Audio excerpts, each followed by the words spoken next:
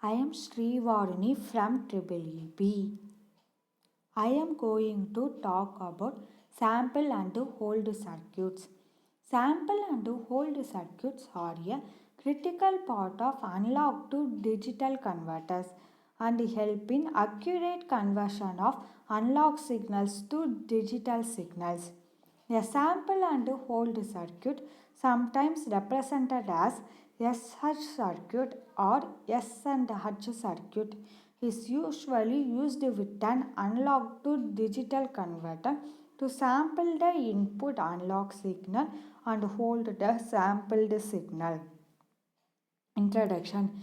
In the SH circuit, the analog signal is amplified for a short interval of time, usually in the range of 10 milliseconds to 1 milliseconds. After this, the sampled value is held until the arrival of next input signal to be sampled. The duration for holding the sample will be usually between few milliseconds to few seconds. The following image shows a simple block diagram of a typical sample and hold circuit. Need for sample and hold circuits.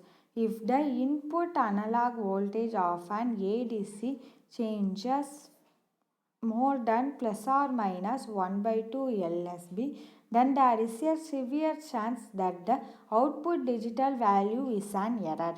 For the ADC to produce accurate results, the input analog voltage should be held constant for the duration of the conversion. As the name suggests, a SH circuit samples the input analog signal based on a sampling compound and holds the output value at its output until the next sampling command is arrived. The following image shows the input and output of a typical sample and hold circuit. Simple sample and hold circuit.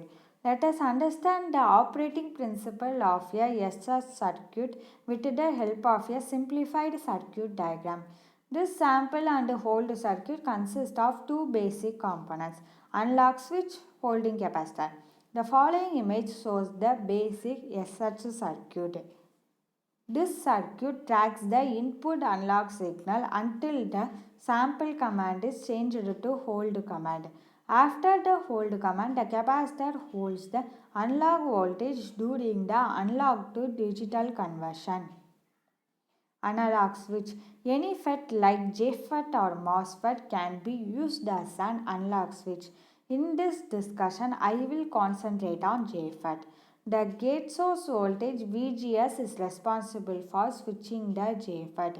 When VGS is equal to 0 volt, the JFET acts as a closed switch as it operates in the ohmic region. When VGS is a large negative voltage, that is more negative than VGS off, the JFET acts as an open switch as it is cut off. The switch can be either a shunt switch or a series switch depending on its position with respect to input command and output. The following image shows a JFET configured as both a shunt switch and as a series switch. Types of sample and hold circuit. Let us now see a few different types of sample and hold circuit. Note that all the below mentioned circuit use JFET as a switch.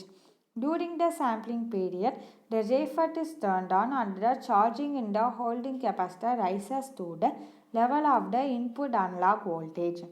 At the end of sampling period, the JFET is turned off and the holding capacitor is isolated from the input signal. This makes sure that the output voltage is held constant at the value of the input voltage irrespective of minor changes in the input value. To compensate for the low dropout voltage across the holding capacitor, two buffers, that is voltage followers, are used, one at the input and one at the output. Keeping this in mind, let us take a look at the first SH circuit. The following image shows an open loop SH circuit.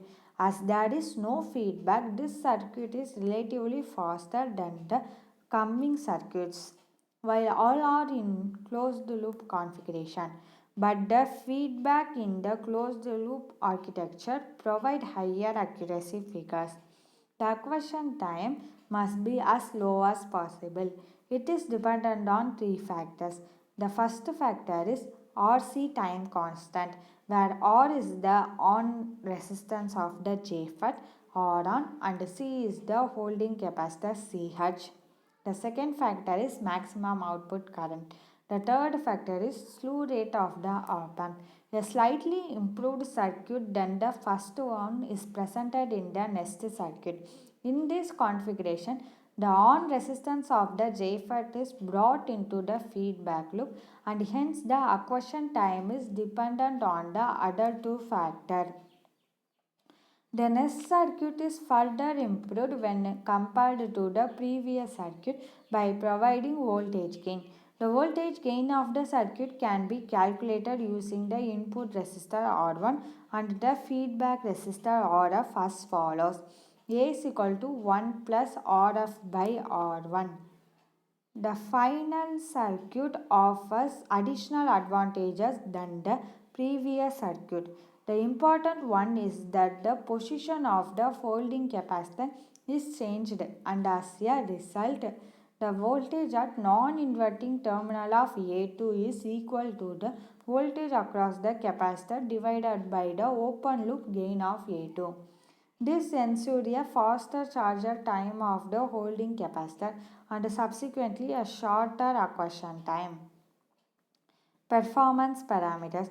The performance of an SH circuit can be characterized by parameters that are commonly used for an amplifier like input offset voltage, gain error, nonlinearity, and so on.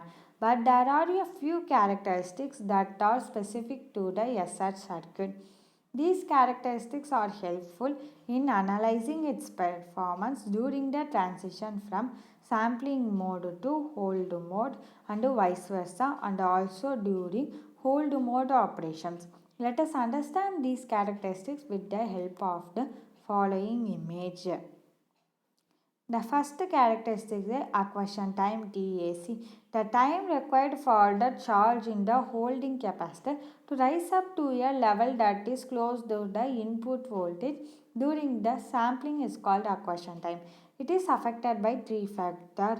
The first factor is the RC time constant. The second factor is the slew rate of the op amp. The third factor is the maximum output current of the op amp. Aperture time TAP, the time delay between the initiation of V0 tracking the Vi and the initiation of the hold command is called aperture time. This delay is usually due to the propagation delays through the driver and the switch circuits. For a precise timing operation, the hold command must be initiated in advance by an amount of aperture time. Aperture uncertainty delta TAP. The aperture time will not be the same for all the sample and will vary from sample to sample. This uncertainty is called aperture uncertainty. This will severely affect the advancing of the hold command. Hold mode settling time TS.